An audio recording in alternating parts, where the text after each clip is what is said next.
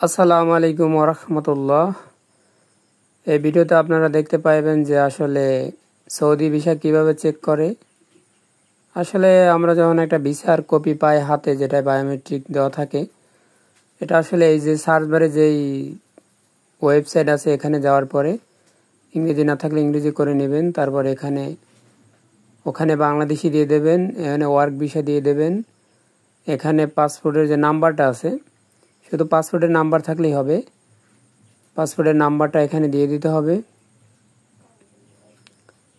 পাসপোর্টের নাম্বার সম্পূর্ণভাবে এখানে বসানোর পর আমি যদি পাসপোর্টের নাম্বারটা এখানে বসিয়ে দেই,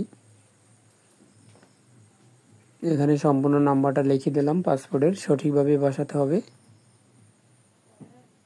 এরপরে এখানে অপশনই এটা পাসপোর্ট নাম্বার এবং কান্ট্রি এবং ভিসা অথরিটিদের কোথা থেকে, এখানে আমাদের যেহেতু ঢাকা থেকে করা হয়েছে এখানে ঢাকা দিয়ে দিতে হবে, ঢাকা। এবার এখানে আমার বিষয়টা হচ্ছে ওয়ার্ক ভিসা, ওয়ার্কটা সিলেক্ট করে নিছি। এখানে ক্যাপস যে কোড আছে এটা দিয়ে দিতে হবে সঠিকভাবে, না হলে ওই যে আইকনে ক্লিক দিয়ে এবং ক্যাপসেট পরিবর্তন করে নিতে হবে। এরপরে সার্চ অপশনে ক্লিক দিলে এটা ক্লোজ করে দিতে হবে। এরপরে দেখতে পাইতেছেন ছবি সহ ওটা উপস্থিত, আপনার স্ট্যাটাসটা দেখাবে এখানে যে কী অবস্থা আছে। এখান থেকে প্রিন্ট করে নিতে পারে।